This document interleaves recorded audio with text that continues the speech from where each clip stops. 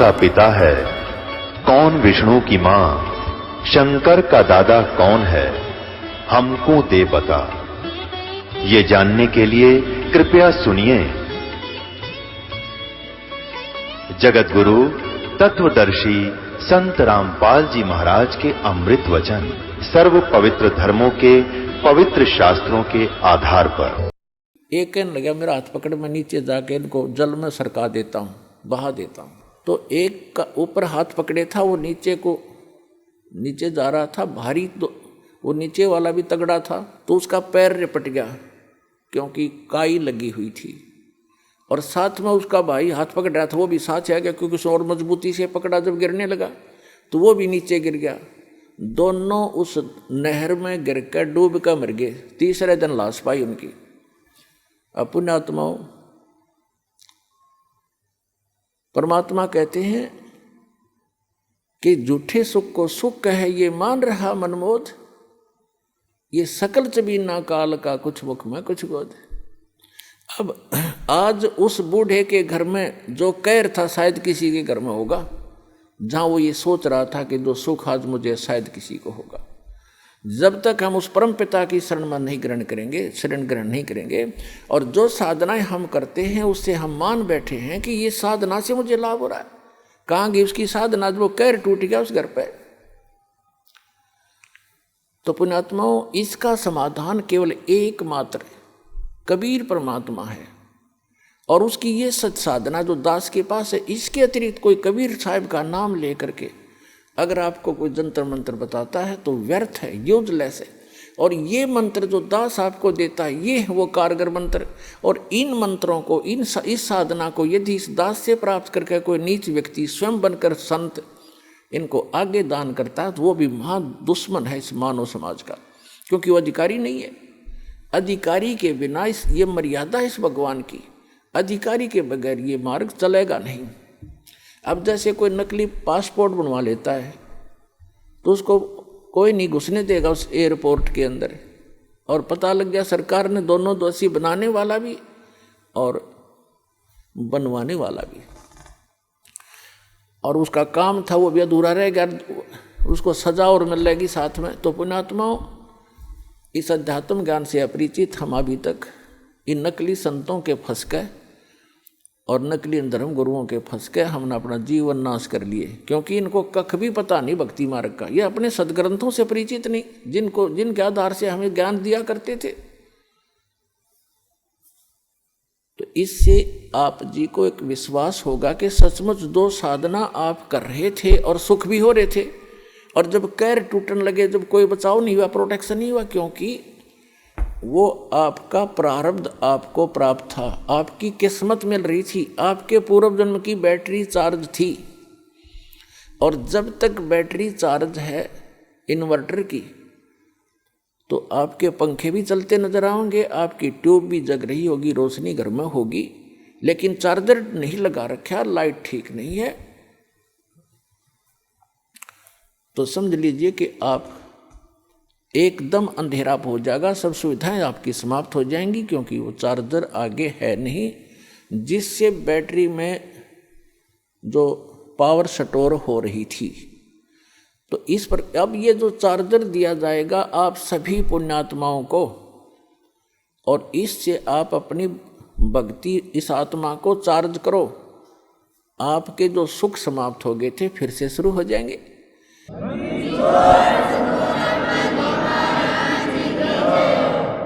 परमात्मा कबीर जी कहते हैं, गुरु बिन माला फेरते, गुरु बिन देते दान, गुरु बिन दोनों निष्फल हैं, चाहे पूछो वेद पुराण।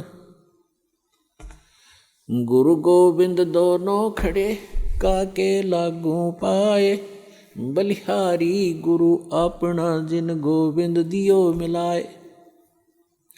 गुरु बड़े गोविंद से मन में देख विचार, हरि सुमरे सो रह गए, गुरु सुमरे हो पार। कबीर हरि जय रूठ जा, गुरु की शरण में जाए, कहे कबीर गुरु रूठ गए तो हर ना करे सहाय। अब जैसे क्या बताते हैं परमात्मा कि जिस समय आपका राम रूठ गया, हरि रूठ गया, भगवान रुष्ट हो गया, तो कैसे लक्षण होंगे? जैसे कोई दुखी व्यक्ति होता है और उसको आपदा पर आपदाएं आ रही हैं, तो वो अपने आप कहता है कि भाई मेरा भगवान रुष्ट हो गया, मेरा राम रूठ गया। और जिसके सुख दिखाई देता है उसको सभी कहते हैं कि भाई इसका भगवान राजी है, इसका परमात्मा प्रसन्न है इसके ऊपर। तो पुण्यात्माओं, जैसे परमात्मा प्रसन्न का क्या लक्षण है कि उसके पुण्य उसके साथ हैं, तो तब तक उसका भगवान खुश दिखाई देता है। और जिसके पास पुण्य नहीं है उस पर पुण्य से सुख होता है और पाप से दुख होता है। जिनके पास पुण्य नहीं है, पाप स्टार्ट हो गए, तो उनका राम रूठ गया, यानी उन पर आपत्ति आनी प्रारंभ होगी। तो यहां परमात्मा कहते हैं, कबीर परमेश्वर जी अपनी महिमा आप बताने आते हैं। वो आप आरती, आप साजे, आप किंगर, आप बाजे, आप ताल धान धनकारा, आप नचे आप देखन हारा, कह कबीर ऐसी आरती गाऊं, आप मध्य आप समाओ। अपनी महिमा आपने अपने बच्चों को वो स्वयं बताने आते हैं, क्योंकि भगवान की महिमा ना भगवान ना बता सके, जीव कैसे बता सकता है? ठीक है, उसके बताने के बाद हमारे जैसे जीवों का भी परमात्मा ने दया करी जीवों पर कि हम उनके द्वारा दी गई बुद्धि से उसके बच्चों तक ये संदेश उसका एज इट इज भेज रहे हैं। अब क्या बताते हैं कि जब आपका राम रूठ गया तो आपके पुण्य समाप्त हो गए, आपत्ति स्टार्ट होगी, दुख पर दुख आने लगे। तो परमात्मा कहते हैं कि उसका समाधान क्या है? जैसे आप कोई एक घड़ा पानी का भर के या एक बोतल पानी की भर के और सफ़र में जा रहे हो या कहीं खेतों में काम कर रहे हो, कोई मजदूरी कर रहे हो, और वो घड़े का जो पानी आपका जल समाप्त हो गया। जब तक जल था तो नो प्रॉब्लम, जब जल समाप्त हो गया तो बड़ी प्रॉब्लम, प्यास से प्राण निकलने को हुए। तो उस आपत्ति आ गई आपके ऊपर, क्योंकि आपके घड़े का जल समाप्त हो गया। वो कहाँ मिले? हैंडपंप पर जाइए, हैंडपंप पर जाइए और फिर वो जल का मटका घड़ा फिर भर लाइए, फिर सुख शुरू हो गया, वो आपत्ति फिर टल गई आपकी। तो यहाँ परमात्मा कहते हैं गुरु गोविंद दोनों खड़े और काके लागू पाए, बलिहारी गुरु अपना जिन गोविंदियों मिलाए। एक तरफ तो हैंडपंप खड़ा है, हैंडपंप है, एक तरफ एक मटके में जल है, घड़े में, जग में। तो परमात्मा हमें बताना चाहते हैं कि इन दोनों में से आप किसको सेलेक्ट करोगे? घड़े में जो 10-20 लीटर पानी है जग में, और एक तरफ हैंडपंप खड़ा लगा है, आप इन दोनों में से किसको चाहोगे? बुद्धिमान व्यक्ति हैंडपंप को चाहेगा, क्योंकि हैंडपंप से चाहे 100 घड़े भर ले और घड़े में जल है वो 10 किलो 20 लीटर, ये 2 घंटा में, एक दिन में समाप्त हो जाएगा। तो यहाँ बताते हैं गुरु गोविंद दोनों खड़े। आप जो समझते हो कि जो सुख ही आप सुख मानते हो, वो सुख कहाँ है? उस गुरु जी के माध्यम से प्राप्त होगा आपको। अब जल तो समझ लो भगवान है और हैंडपंप गुरु जी है। तो परमात्मा आपसे पूछते हैं और आप ही जवाब देते हैं कि गुरु गोविंद दोनों खड़े, एक मटके में जल और एक हैंडपंप, अब काके लागू पाए। आप पे उत्तर देते हैं बलिहारी गुरु अपना जिन गोविंदिया मिलाए।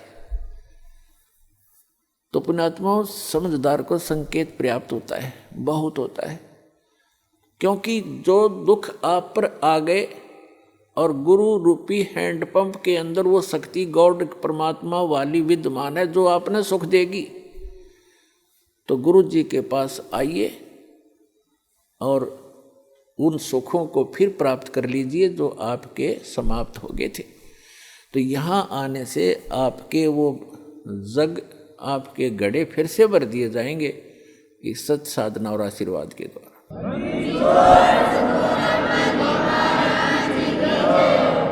अपनात्माओं, देखो आपको यहाँ आने से कितना पुण्य मिलता है और आप कितने खाली हो चुके हो पुण्यों से। आशीर्वाद दिया जाता है, आशीर्वाद आपको एक एक्स्ट्रा ऐड होती है उस गॉड की, इस दास यानी उसके गुरु रूप में रिप्रेजेंटेटिव के माध्यम से वो आपको एक्स्ट्रा राहत दी जाती है, ताकि आप फिर अपने आप भक्ति साधना करके अपने पैरों पर खड़े हो, खुद साधना करो। ये समझ लो आपको सब्सिडी है गवर्नमेंट की तरफ से। जैसे गवर्नमेंट कई जगह 80% सब्सिडी दे देती है। 1 लाख रुपया लोन ले लिया, काम करो भाई अपना, 80% सब्सिडी यानी माफ़ कर दी, 20% रह गया। और जो नालायक उसने भी नहीं दे सकता, उससे भी नहीं कर तो वो करता नहीं व्यवसाय, वो बकवास कर रहा है। तो इस प्रकार आपको यहाँ आने से जो आशीर्वाद दिया जाता है, तो ये तो समझो आपको सब्सिडी दी जाता ना, आपको ये तो फ्री में दे दिया। फिर आपने साधना करनी पड़ेगी, वो फिर साथ में मंत्र मजदूरी दी जाती है कि अपनी कमाई करो, अपने भर लो, फिर से बैंक बैलेंस बनाओ भक्ति का जो आप खाली कर चुके हो। और ये बैंक बैलेंस इस सच साधना से बनेगा, इसकी थोड़ी ही भक्ति से घनी कमाई होती है। ऐसा व्यवसाय दिया जाता है। जैसे एक मजदूर सारा दिन में 150-200 रुपये प्राप्त करता है, सारा दिन कस्सी बजाता है, और एक ऐसा व्यवसाय कर रहा है जो प्रतिदिन 1 लाख रुपए का गल्ला इकट्ठा उठाता है। तो दोनों ही मनुष्य हैं, दोनों ही कर्म कर रहे हैं, लेकिन वो कितना लाभ उठा रहा है और उसके पास कितना है। तो ऐसी साधना है ये, जो आप प्रतिदिन 1 लाख का गल्ला उठाओगे, 1 लाख रुपये। ये तो एक एग्जाम्पल है। ये ऐसी साधना आपको दी जाएगी। पूरे विश्व के प्राणी भी इससे ऐसे ही लाभ प्राप्त कर सकते हैं, पूरे विश्व के। क्योंकि ये जो यहाँ तो आपने मजदूरी करनी है, और इस मजदूरी का बेनिफिट मिलेगा वहाँ, वो साहूकार देगा इसका बदले में आपको, सतलोक में बैठा जो सत्य पुरुष। और वहाँ हम जाएंगे, वहाँ आपकी ऐसी ही सृष्टि होगी। आप अपने बच्चों को, अपने पोते और पोतियों को परमात्मा से जोड़ दो। अब जैसे आपके लायक बेटा बेटी हैं और लायक आपके पोता पोती हैं, और आपको कितना अच्छा लग रहा है यहाँ पर, कितने प्यारे लगते हैं, कैसे इनके साथ घुल मिल कर रहते हो, बहुत अच्छी बात है। लेकिन इनमें रहोगे कितने दिन? जो आपको मूर्ख बनाकर रखा हुआ यहाँ पर काल ने, 1 सेकंड में पता नहीं कि बिजली गिर जा। और इस सत्य ज्ञान के अभाव से हम इन्हीं में उलझ पुलझ कर यहीं पर फंस जाते, और फिर अपने अपने ये संस्कार पूरे किए। आज दादाजी मनमान अगले दिन में नाइजीरिया में पैदा हो जा, और पोता हो जा अमेरिका में, या फिर दूसरा ये है दादा की जगह गधा बन रहा और पोता बन जा कुत्ता। तो अगले जन्म में तो नहीं रही, ये 68 हिस्सा जन्म में बिखर लेंगे आपके। धीरे धीरे सभी चले जाते हो, कभी बेटा मर गया, कोई पोता मर गया, कभी पोती मर गई, माँ मर गई, किसी का बाप मर गया। तो यही बिजली गिरनी शुरू हो जाती है, और हम कितने खुश हैं। तो परमात्मा ने बताया कि ये एज इट इज व्यवस्था आपकी ऊपर होगी। आपके घर खाली पड़े हैं जहाँ आप रहा करते थे, आप वहाँ गलती करके यहाँ गिर गए हो। अब वो आपका समझ में नहीं आती, क्योंकि आप इस व्यवस्था में फाइनल हो चुके हो, इसको फाइनल मान चुके हो कि ऐसा ही होता है सबके साथ। नहीं, अब इससे आपका बुद्धि का सतर उत्तिष्ठ होगा, उठेगा, उभरेगा। इस ज्ञान से आपको यहाँ का ये नरक दिखाई देगा जिसको आप स्वर्ग समझ बैठे थे, सुख मान बैठे थे। अब जैसे बहुत से उदाहरण हैं। एक ये पोलैंड देश का एक पूरा का पूरा कैबिनेट माने मंत्रिमंडल, यानी जिसमें 95 मंत्री प्रधानमंत्री थे, और सारे के सारे जहाज में बैठ के किसी का शोक व्यक्त करने जाते, किसी की मृत्यु के ऊपर, और उनका वो जहाज दुर्घटनाग्रस्त हो गया, वो सारे के सारे मर गए एक ही सेकंड में। अब ये 2 साल पहले की बात है, सन 2011 में। तो पुण्यात्माओं, परमात्मा कहते हैं इस झूठे सुख को सुख है ये मान रहा मनमोद, ये सकल जबीना काल का, ये काल का आहार है सारा, और कुछ मुख में कुछ गोद। अब उनकी कितनी हवा में उड़ रहे थे वो। प्रत्येक आदमी ऐसे ही रहता है। एक छोटा सा व्यवसाय करने वाला ही फूला नहीं समाता, वो तो प्रधानमंत्री सतर मंत्री सतर के आदमी थे। तो उनकी कितनी इच्छाएं थी, ये कर देंगे, वापस आएंगे, ऐसा करेंगे, वैसा करेंगे, अब खाक करेंगे। अब कोई बिल्ली बनकर घूम रहा, कोई कुत्ता बनकर घूम रहा होगा, कोई गधा बन गया होगा, कोई किसी और दुर्गति में गंदी नाली का कीड़ा बनेंगे। तो अभी तक हमें पता नहीं था कि इसका कोई विकल्प है, कोई अल्टरनेट है। अब अल्टरनेट है, गारंटीड है, गॉड गिवन है। इस दास के पास प्राप्त है, कल्याण करा लो, और नहीं तो इसमें विवेचन करो।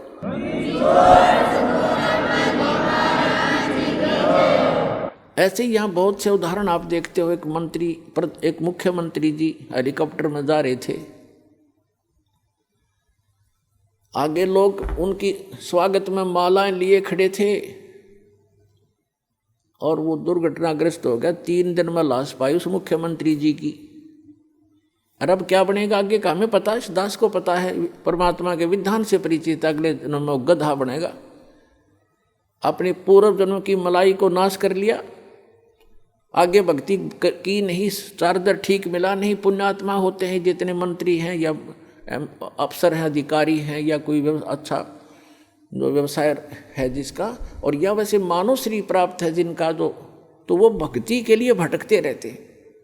वो चाहते हैं भक्ति करें, और वो करते भी रहते थोड़ी बहुत, लेकिन वो साधना ठीक नहीं। शास्त्र विधि को त्याग कर दो, मनमाना आचरण करते। जैसा आपको रोहतक के एक परिवार का उदाहरण दिया, वो जब तक साधना उनकी, वो साधना कर रहे थे, शास्त्र विधि त्याग का मनमाना आचरण कर रहे थे। वो नकली गुरु था जो उनसे क्रियाएं करा रहा था, और उनको ये भ्रम था कि तुम इन गुरु जी के द्वारा बताएगी साधनाओं से आप सुखी हैं। अब इस तत्व ज्ञान की रोशनी में आपको पता चलेगा कि वो उसके पूर्व जन्म के प्रारब्ध थे, वो पूर्व जन्म के संस्कारों से बनी किस्मत में लेख थे। उनको वो मिटा नहीं सके, वो गुरु और उनकी साधनाएं। और ये सतपुरुष कबीर भगवान की साधना इस दास के पास है। इससे कहते हैं संत शरण में आने से आई टले बला, और जय मस्तक में सूली हो, मृत्यु हो, वह कांटे में टल जा। जय मस्तक में सूली हो तो वह कांटे में टल जा, यानी थोड़ी बहुत, जैसे किसी की मृत्यु होनी हो और टांग टूट गई दुर्घटना में, सारा न बचाव रह गया, टांग तो जुड़ जाएगी 6 महीने में, और जीवन कैसे मिले। तो इस परमात्मा की शरण में आने से आपके परिवार की रक्षा होगी। आप यहाँ भी सुख चाहते हो तो यही देगा आपको। ये सुख सागर है, ये पूर्ण परमात्मा है। और फिर यहाँ से जब आप जाओगे, सतलोक में जाओगे, वहाँ आपके बहुत बड़े बड़े महल, सुंदर महल यूं के यूं रखे खड़े हैं, वो खाली पड़े हैं। आप अपनी अज्ञानता से और यहाँ आ गए हो, जिसके विषय में हम आपको बताते भी रहते हैं। सृष्टि रचना से आपको ज्ञान होगा। सृष्टि रचना की दास ने CD ये प्रवचन कर रखे हैं, उनकी CD उपलब्ध है, और पुस्तकों में भी भक्तों ने बना रखे हैं, वो आप पढ़ सकते हो, सुन सकते हो।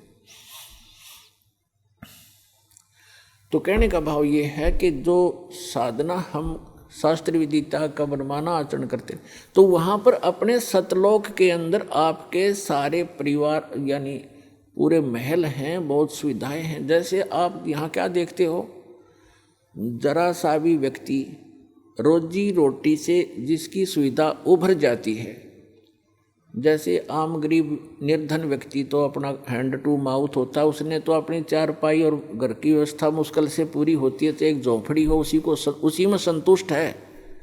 और जिसका थोड़ी सी पोस्ट हो जाती है, थोड़ा सा धन हो जाता है, तो वो क्या करता है, कोठी हो, सुंदर चारों तरफ चिप्स लगी हो, मार्बल लगा हो, पत्थर लगा हो, आगे लान हो बहुत बड़ा सुंदर, और उसके अंदर बगीची बनी हो चारों तरफ के, उसमें फुहारे छूट रहे हों।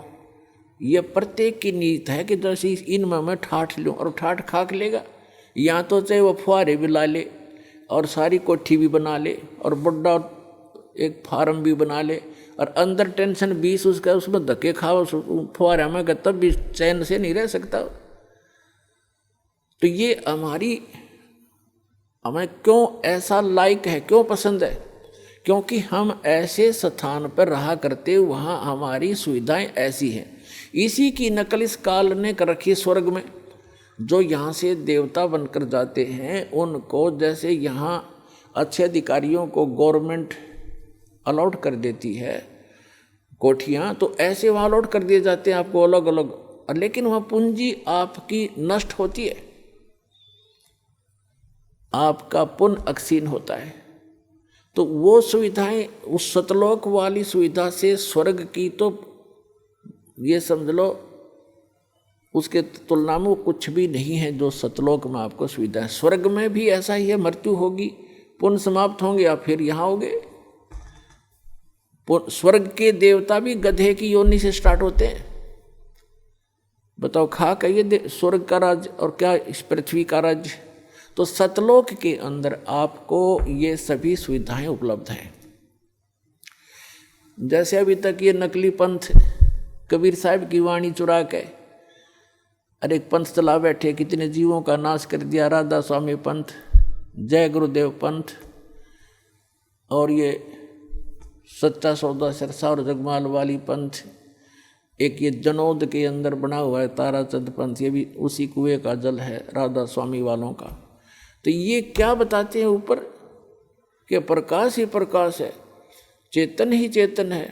वहाँ पर आत्मा ऐसे लीन हो जाती है जैसे बूंद समंदर में, वहाँ और कुछ है ही नहीं। ऐसे कबीरपंथी बताते हैं भगवान निराकार है, आत्मा उसमें जाकर मिल जाती है।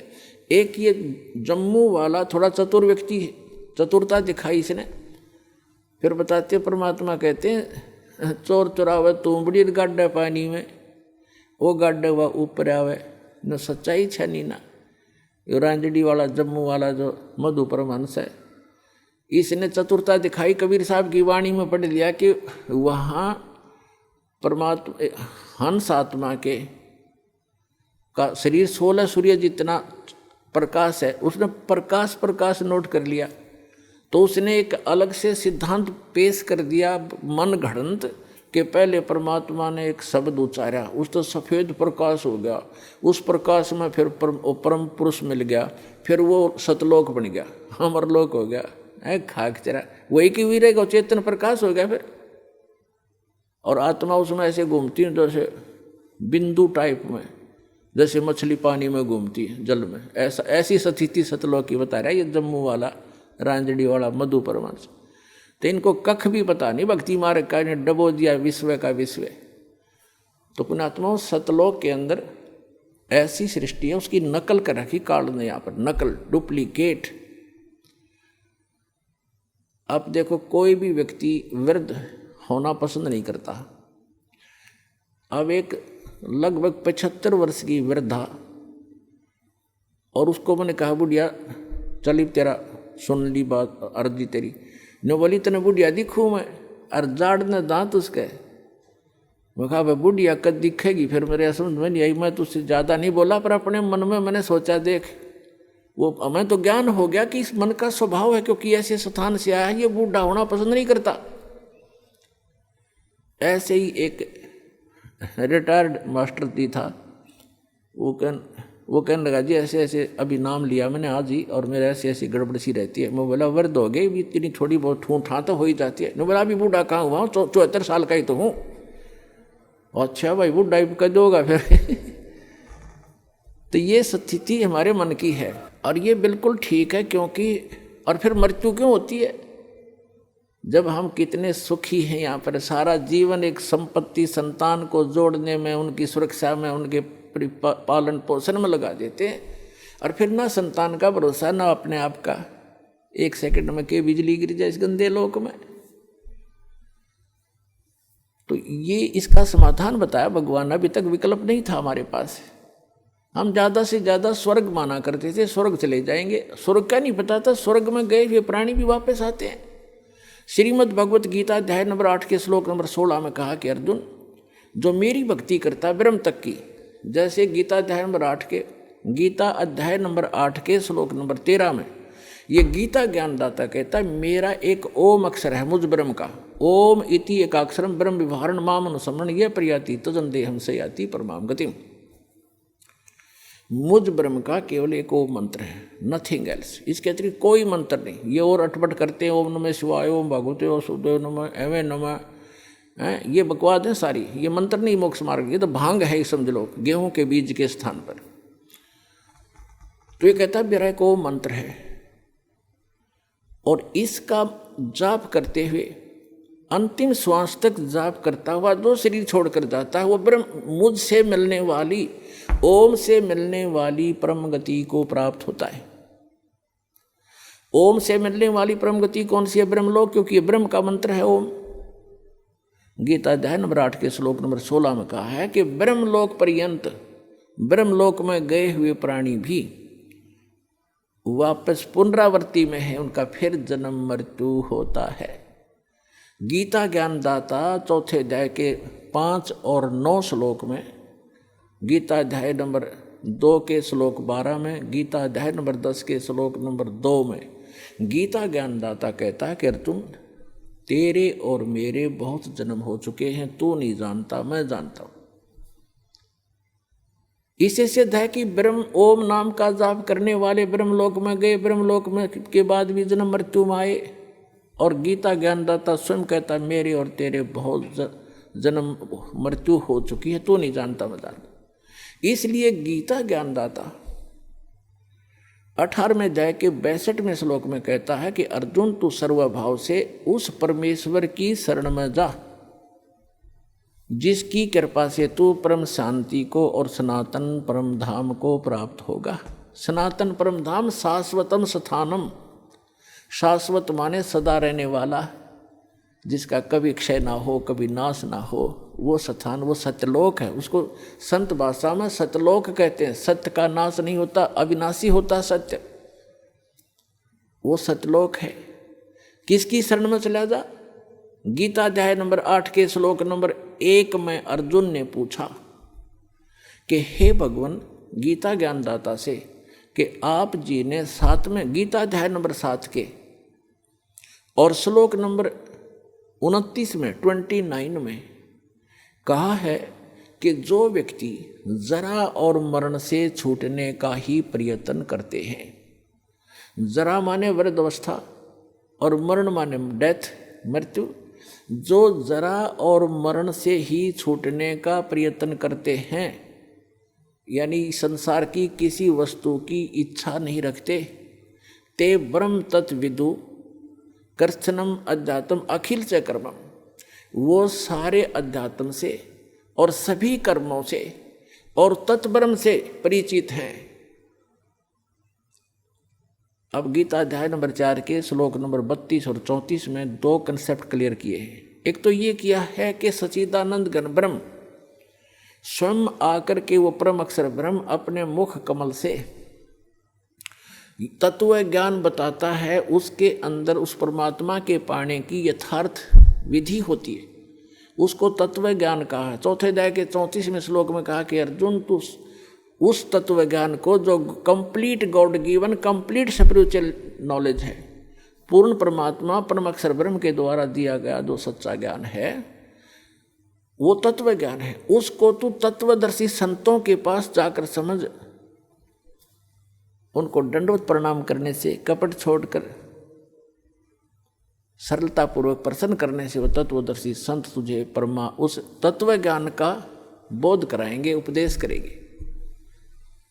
अब 7वें अध्याय के 29वें श्लोक में गीता ज्ञानदाता कहता है कि माम आश्रित जरा मरण मोक्षाय यत माम आश्रित यतन्ति ते, मेरे इस मार्गदर्शन का आश्रय करके कि तत्वदर्शी संतों की खोज कर लो, और वो तत्वदर्शी संत बताओगे उस तत्व ज्ञान को जिन्होंने ये आश्रय कर लिया, मेरे संकेत समझ गए, वो केवल जरा और मरण से ही छूटने का प्रयत्न करते हैं, क्योंकि वो उस तत्व ब्रह्म से और यहाँ के सारे अध्यात्म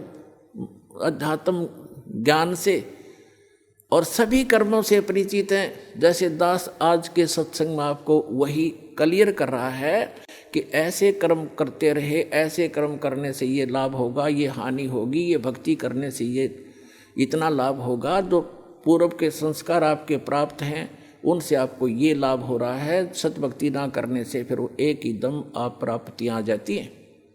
और बहुत से प्रमाण भी आपको दिए। मंत्री थे, प्रधानमंत्री थे, मुख्यमंत्री थे, वो पूर्व जन्म के पुण्यों से बने हुए थे। आगे चार्जर था नहीं, आगे सतभक्ति थी नहीं, एक ही दम सब नाश हो गए। जैसे डिस्चार्ज हो जाती है बैटरी इन्वर्टर की, और एक ही समय एक ही दम सब सुविधाएं समाप्त हो जाती हैं। तो इस संपूर्ण अध्यात्म ज्ञान से सभी कर्मों से जो परिचित हो जाते हैं वो तत्ब्रह्म से परिचित है, और इन कर्मों से अध्यात्म ज्ञान से वो ही जरा और मरण से छूटने का प्रयत्न करते हैं। जरा माने वृद्धावस्था का कहर। पुणात्मा, अब आप देखते हो कोई बूढ़ा चल रहा लाठी के सहारे, कभी बैठ जाता, कभी चल पड़ता रहा। आप जब युवा हो स्पीड से निकल जाते हो उसको यूँ देखते हुए, आपके कभी सपने में न आती या दुर्गति थारी भी होगी, आपकी भी होगी। तो जब तक आपको ये ज्ञान नहीं होगा तब तक ये मन की बकवाद समाप्त नहीं होंगी। इस ज्ञान से 90% लगाम डल जाएगी इस मन पापी के, जो दास आपको बताने चाह रहा है। जो बेमतलब की रिश्वतखोरी, चोरी, हेरा फेरी ये करते फिरते सारा दिन झूठ बोलते एक पेट के लिए, और एक सेकंड का भरोसा नहीं कहाँ बिजली गिर जाए। और जब हम इस परम पिता की शरण में आ जाएंगे, आपको चार्जर मिल जाएगा, हैंडपंप मिल जाएगा, कितना जल भर लो, दूसरे का क्यों चराओ, तो अपना भरो ठाठ के, कितना ठोक लियो, मटके भर के धर लियो सपेरे। तो हम अविधिवत चलने से चोर उचक्के बन गए, और शास्त्र अनुकूल साधना करने से आपको यहाँ भी सुख देगा और वहाँ पहुँचावेगा आपको, जो गीता ज्ञान दाता बता रहा है। अब बताएंगे आगे। अब गीता ज्ञान दाता बता रहा है कि जो मेरा इस ज्ञान को आश्रय कर लेते हैं, तत्वदर्शी संत की खोज कर लेते हैं, उससे फिर उस तत्ब्रह्म की जानकारी हो जाती है। तत्ब्रह्म, उस परम अक्षर ब्रह्म की, उस परमात्मा की, जिसमें 18वें अध्याय के 62वें श्लोक में जिसकी शरण में जाने के लिए गीता ज्ञानदाता कह रहा है, उसकी जानकारी होती है और सभी कर्मों से परिचित हो जाते हैं, और सभी अध्यात्म कंप्लीट स्पिरिचुअल नॉलेज से वो परिचित हो जाते हैं। तो केवल वो जरा और मरण से छूटने का प्रयत्न करते हैं। जैसे बाप दास ने उदाहरण दिया कि एक बुढ़िया 80 साल की, 75-80 वर्ष की, और मुंह में दांत नहीं, और उसको मैंने कह दिया बुढ़िया पीछे हो, दूसरी को आने दे, बहनों को। ने बोली इतना बुढ़ी दिखूँ मैं, वो तेरा गजब हो, 80 साल की जाड़ नहीं। ये बिल्कुल सही है, क्योंकि हम वृद्ध होना कति लायक नहीं करते और न ही हम मृत्यु पसंद करते। और ये दोनों डेफिनेटली होंगे, मृत्यु भी होगी और वृद्ध भी होंगे। तो पुण्यात्मा, 8वें अध्याय के प्रथम मंत्र में अर्जुन ने पूछा कि हे गीता ज्ञान दाता से कि हे पुरुषोत्तम, क्योंकि उसको पुरुषोत्तम मान रहा था, वो श्री कृष्ण मान रहा था कि श्री कृष्ण ये ज्ञान दे रहा, लेकिन श्री कृष्ण के अंदर यूं काल बोल रहा था गीता ज्ञानदाता। उसने पूछा कि किम तत्ब्रह्म, किम अध्यात्म, किम कर्म पुरुषोत्तम। तो उसने पूछा कि वो तत्ब्रह्म क्या है, जिसको जानकर, और क्या वो अध्यात्म ज्ञान है, उसके विषय में गीता ज्ञानदाता 8वें अध्याय के 3 मंत्र में कहता, श्लोक में, कि वो परम अक्षर ब्रह्म है। वो परम अक्षर ब्रह्म है, गीता ज्ञानदाता से अन्य है वो भगवान, जो सर्व सुखदायी है, सर्व पाप नाशक है, और जो शाश्वत स्थान प्रदान कराने वाला है। इसलिए 18वें अध्याय के 62वें श्लोक में कहा कि अर्जुन तू सर्वभाव से उस परमेश्वर की शरण में जा। उसकी कृपा से ही तो परम शांति को और सनातन परम धाम को प्राप्त होगा। अब गीता ज्ञानदाता ने तो 8वें अध्याय के 13वें श्लोक में अपनी साधना बता दी कि मेरा एक मुझ ब्रह्म का केवल एक ओम अक्षर है। ओम इति एकाक्षरम ब्रह्म व्यवहारण माम अनुसमरण ये प्रियाति तजन देहम स याति परमाम गतिम। अब उसने स्पष्ट कर दिया कि मेरा तो एक ओम मंत्र है मुझ ब्रह्म का, और ओम से क्या मिलता है ब्रह्मलोक। 8वें अध्याय के 16वें श्लोक में बता दिया कि ब्रह्मलोक पर्यंत, ब्रह्मलोक में गए हुए प्राणी भी पुनर्जन्म के अंदर हैं। वो शाश्वत स्थान नहीं हुआ जहाँ जाने के बाद वापस नहीं आना पड़ता। 15वें अध्याय के 1 से लेकर 4 श्लोक में श्रीमद् भगवत गीता में कहा है कि अर्जुन ये उल्टा लटका हुआ संसार रूपी वृक्ष है, जिसकी ऊपर को जड़ जो मूल है वो तो परम अक्षर ब्रह्म समझो, वो तो पूर्ण परमात्मा है, और नीचे को तीनों गुण रूपी शाखा है, रजगुण ब्रह्मा, सदगुण विष्णु, तमगुण शिव जी। और जो संत इस उल्टे लटके हुए संसार रूपी वृक्ष के सर्व भाग बता देगा, सब विभाग बता देगा, पार्ट्स ऑफ द ट्री, स वेदवित, वो वेद के तात्पर्य को जानने वाला है, अर्थात वो तत्वदर्शी संत है। 4 अध्याय के 34वें श्लोक में कहा है कि उस तत्वदर्शी संत की शरण में जा, उनको दंडोत प्रणाम करने से, कपट छोड़कर प्रश्न करने से वो तत्वदर्शी संत तुझे उस तत्व ज्ञान का उपदेश करेंगे। उसकी पहचान बताइए 15वें अध्याय के प्रथम मंत्र में, जो उल्टे लटके हुए संसार रूपी वृक्ष के सभी छंद बता देगा, सब विभाग बता देगा, सवेदवित, वो तत्वदर्शी संत है। जब परमात्मा कबीर परमेश्वर जी आदरणीय परम पूज्य कबीर परमेश्वर जी आदरणीय स्वामी रामानंद जी को सचखंड लेकर गए थे, फिर उनको वापस छोड़ा था, तब कहा था दोहू ठौर है एक तू भया एक से दो, और रामानंद के हम कारणे तुम आए हो मगजो।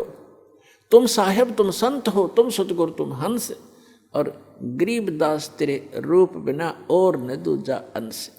तुम ही साहेब हो, परमात्मा हो, तुम ही सतगुरु हो, सच्चा ज्ञान मालिक आपके पास ही है, इस विश्व में किसी के पास सच्चा ज्ञान नहीं है, आप सतगुरु हो। तुम साहेब तुम संत हो, एक संत, संत माने सीधा, संत सोए दो सीधा चले, सब बकवादें छोड़ दे, यहाँ की सब बुराइयों से हट करके अपना जैसे मालिक दे उसमें विश्वास, उसी में गुजारा करे। संत सोए दो सीधा चले। तुम साहेब तुम संत हो, तुम सतगुरु तुम हंस, यानी सब बुराइयों से बचे हुए एक सच्चे हंस, सच्चे भक्त भी आप ही ने भूमिका की है। तुम साहेब तुम संत हो, तुम सतगुरु तुम हंस, और गरीबदास तेरे रूप बिना और ने दूजा अंश।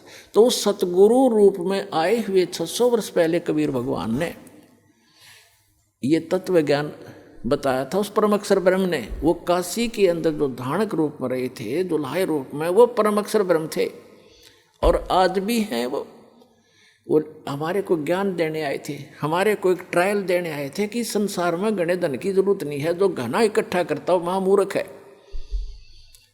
कबीर साहब कहते हैं परमात्मा आपको दे जो आपके प्रारब्ध में, आपकी किस्मत में है, सहर्ष स्वीकार करो, लेकिन उसको दुरुपयोग ना करो। बीड़ी शराब मांस तम्बाकू अरे तोचले बनाने पर, नाचने और गाने पर, ब्याह के अंदर बकवाद करने पर, ये दुरुपयोग है तुम्हारा।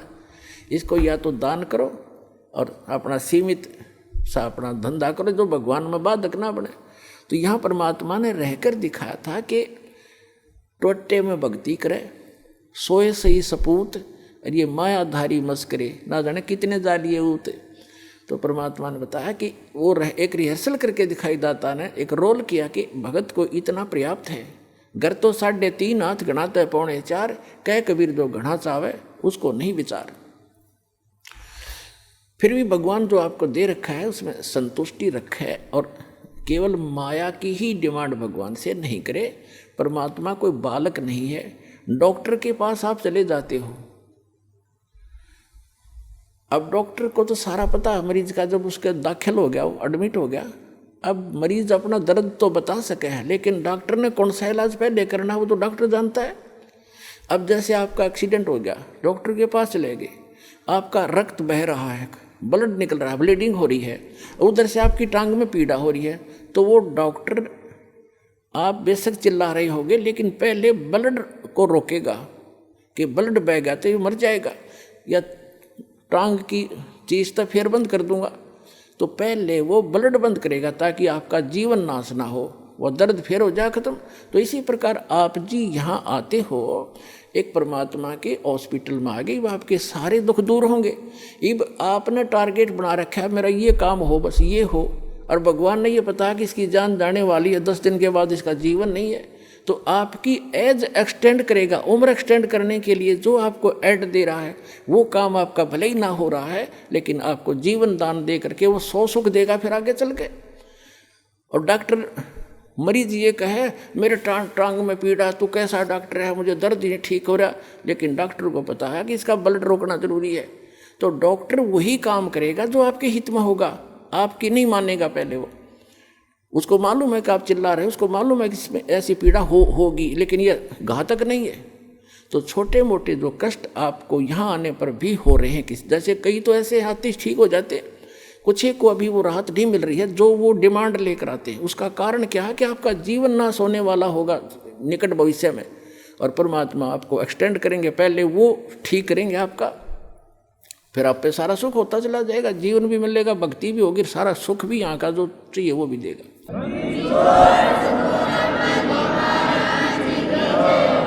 तो प्रसंग चल रहा है कि हम गीता अध्याय नंबर 15 के श्लोक नंबर 1 से 4 में ये स्पष्ट किया है कि उल्टे लटके हुए संसार रूपी वृक्ष को जो जानता है वेदवित, वो तत्वदर्शी संत है, वो वेद के तात्पर्य को जानने वाला यानी ज्ञान युक्त है, वो तत्व ज्ञान युक्त है। तो वो ज्ञान स्वयं भगवान ने बोला करके 600 वर्ष पहले, जिसको हम एक जुल्हा एक धानक कहा करते थे। पुण्यात्माओं, ये आपके पिता हैं, पूरे विश्व के सभी आत्माओं के हमदर्द हैं। हमारे लिए ये कैसे वेशभूषा में यहाँ रहा करते थे और कैसा रोल करते थे, और पूरे ब्रह्मांडों का संचालन भी वो एक झोंपड़ी में बैठकर किया करते थे। उसकी समर्थता से जब आप परिचित होगे तब आपको पता चलेगा सचमुच हम भगवान को छोड़कर अन्य की जो साधना कर रहे थे वो मोक्षदायक भी नहीं थी, सुखदायक भी नहीं थी। तो क्या बताया परमात्मा ने, अक्षर पुरुष एक पेड़ है जो पृथ्वी से बाहर दिखाई देता, उसको पूरे सभी विभाग सहित उसको पेड़ बोलते हैं, ट्री बोलते हैं, वृक्ष कहते हैं, दरखत कहते हैं, रूख कहते हैं।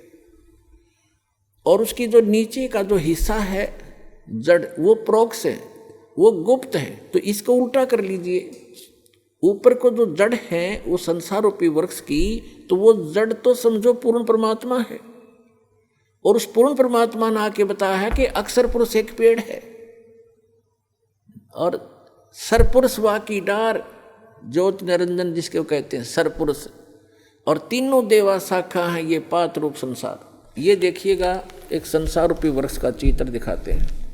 ये पृथ्वी से बाहर जो दिखता है समझो,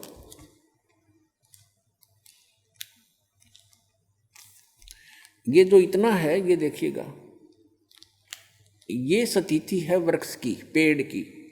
परमात्मा ने खुद बताया कि अक्षर पुरुष एक पेड़ है, ये सारा एक पेड़ है, और इसका तना जो है ये अक्षर पुरुष है, और सरपुरुष या की डार,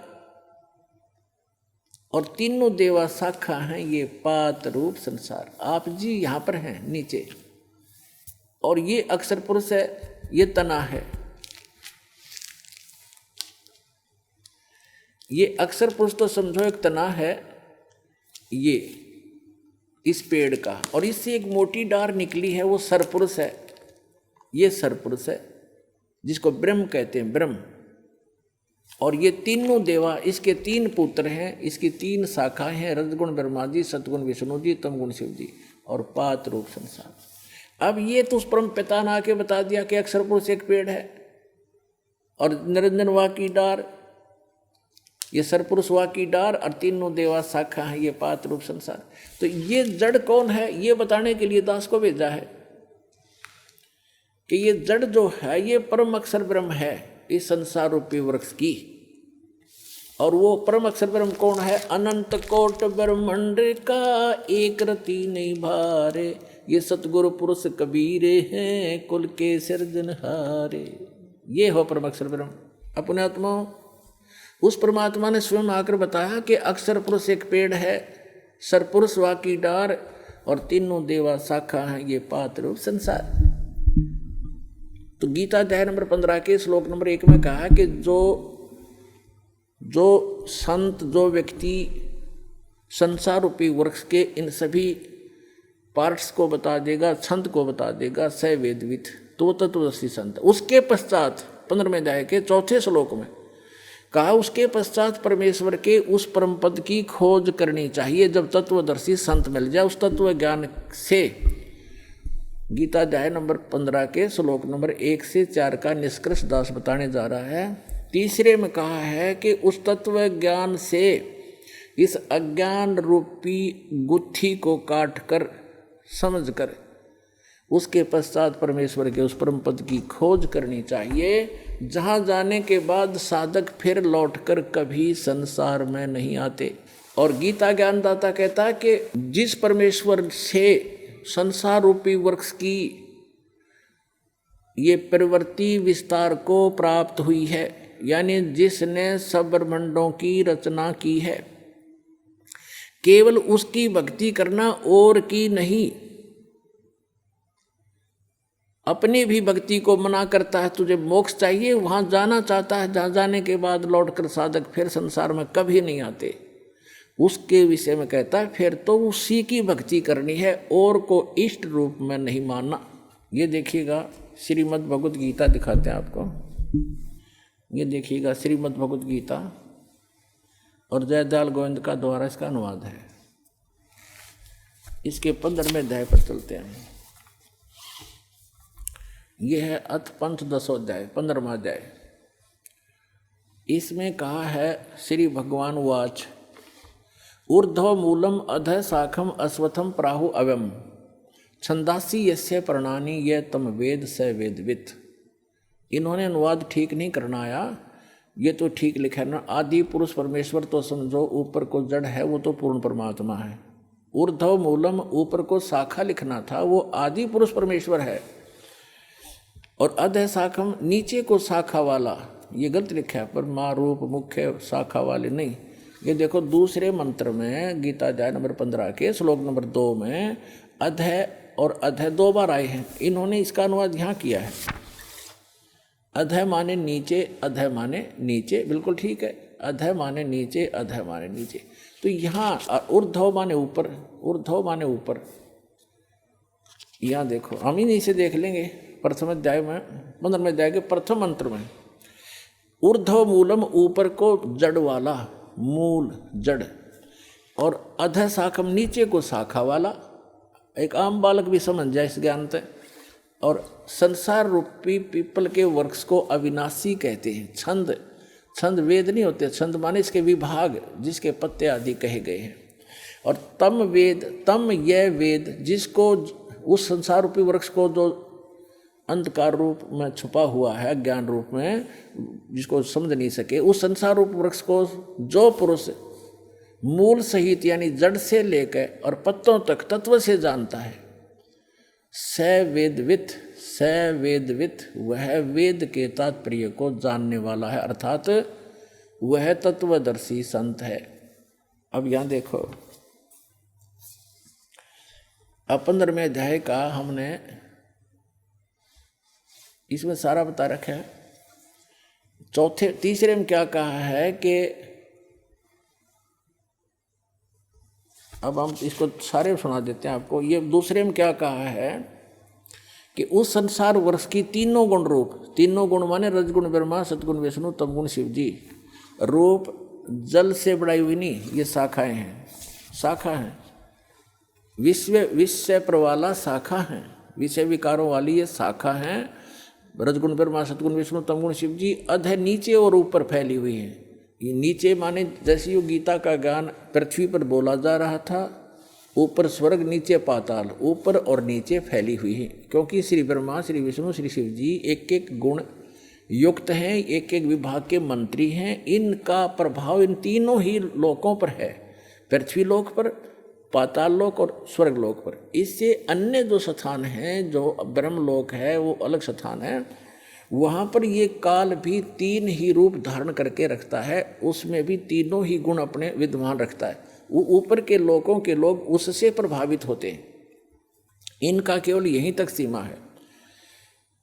अब देखो ऊपर और नीचे फैली हुई, और मनुष्य लोक में, इस संसार में कर्मों के अनुसार बांधने वाली ये भी मुख्य मूलानी मुख्य कारण हैं, नीचे और ऊपर फैली हुई है, नीचे और ऊपर।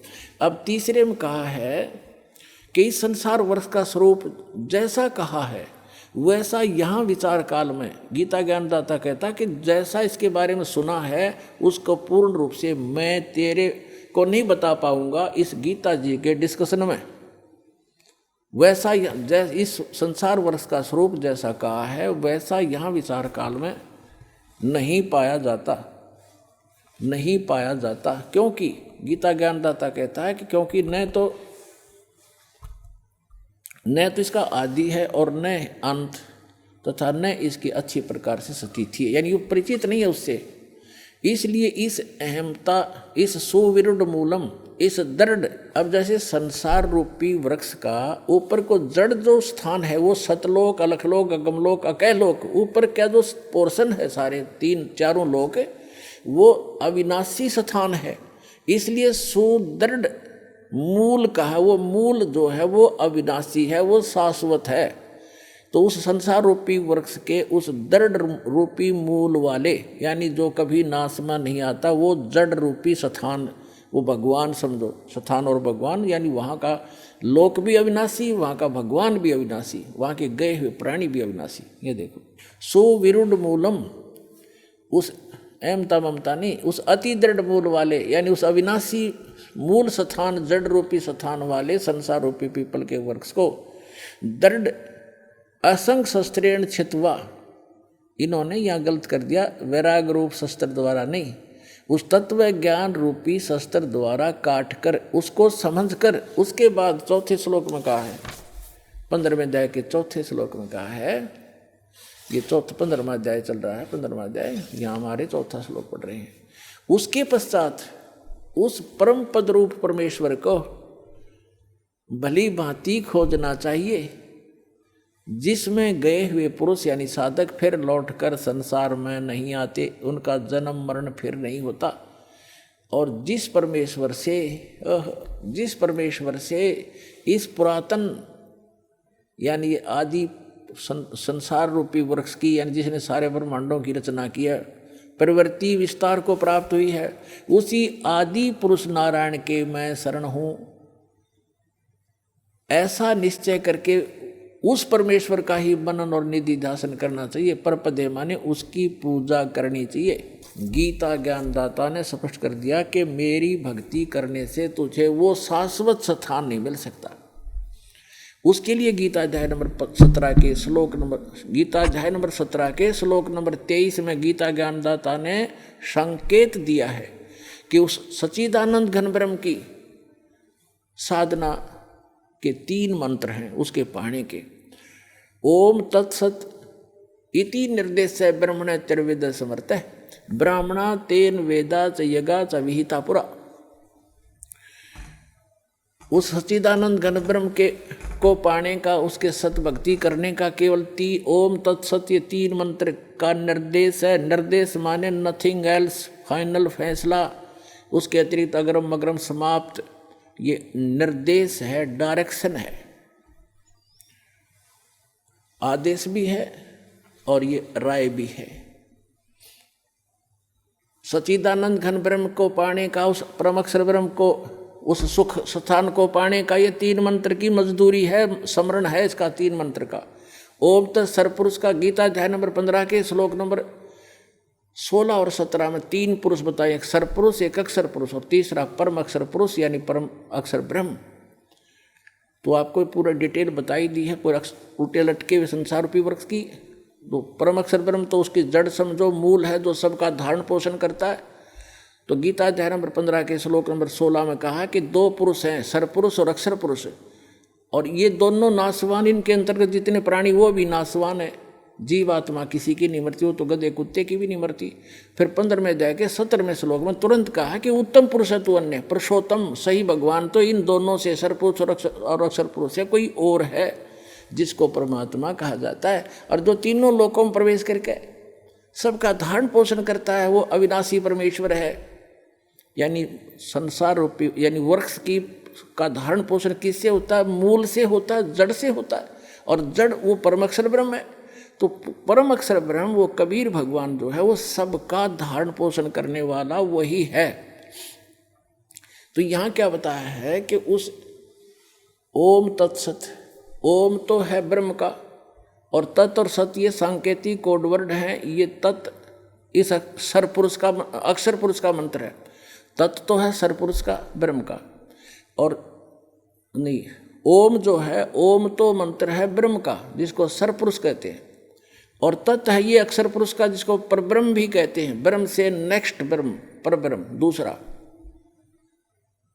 और तीसरा जो मंत्र है सत्य, वो परम अक्षर ब्रह्म का है, वो परम अक्षर पुरुष का है। तो ये तीनों मंत्र इस दास के पास उपलब्ध हैं। इन तीनों मंत्रों की मजदूरी करनी है, इसकी साधना करनी है। कोई अभी तक ये मार क्यों खाते रहे कबीर पंथी? ये इन मंत्रों का जाप नहीं करते थे जो दास आपको प्रथम बार देता है। ये कहते हैं तो ब्रह्मा विष्णु महेश की पूजाएं हैं, हम क्यों करें, हम तो सतपुरुष की साधना करेंगे। ऐसे ही ये बात बिगड़ी रही। अरे ये साधना नहीं, ये तो यहाँ के मालिक हैं। बताओ, हम जिस क्षेत्र में रह रहे हैं और वहाँ के तहसीलदार या वहाँ के SHO या किसी और से खस्सें और उनका जो टैक्स जो भी उनका है वो नहीं दें तो हमें लाभ कैसे मिलेगा? मजदूरी, जैसे हमने बिजली वालों से ले रखा है, बिजली ले ली बिजली विभाग से, टेलीफोन ले लिया टेलीफोन विभाग से। जब उनका कर्जा उसको देंगे नहीं, टैक्स उनका रेंट नहीं देंगे तो वो सुविधा बंद कर देंगे हमारी। इसमें के एहसान किया?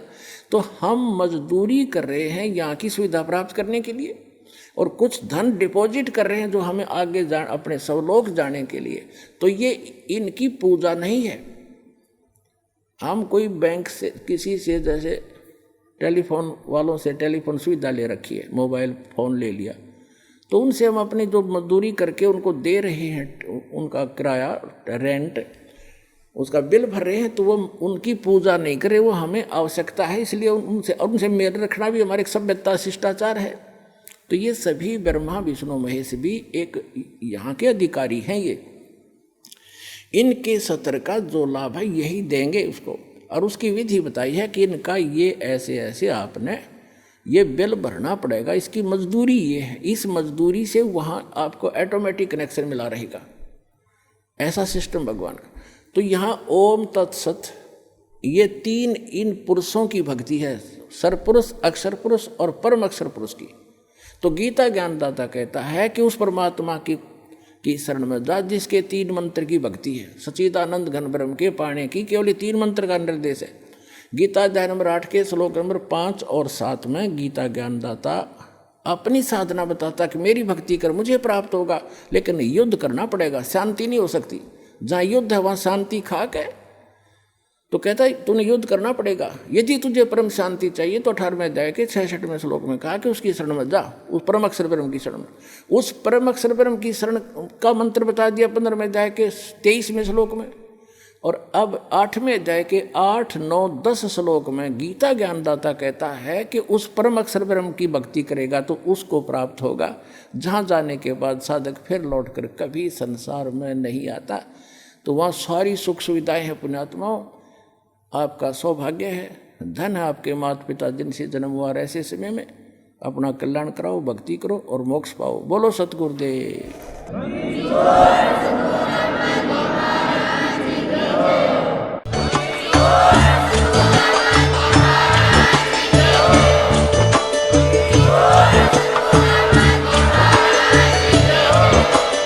आप सुन रहे थे जगत गुरु तत्वदर्शी संत रामपाल जी महाराज जी के मंगल प्रवचन। अधिक जानकारी के लिए विजिट कीजिए हमारी वेबसाइट www.jagatgururampalji.org। संत रामपाल जी महाराज जी के शुभ आशीर्वाद से पूरे विश्व भर में 500 से भी ज्यादा नाम दीक्षा केंद्र हैं, जिन पर संत रामपाल जी महाराज जी द्वारा ऑनलाइन निशुल्क नाम दीक्षा दी जा रही है। अपने नजदीकी नाम दीक्षा केंद्र का पता करने के लिए संपर्क करें 8222880541।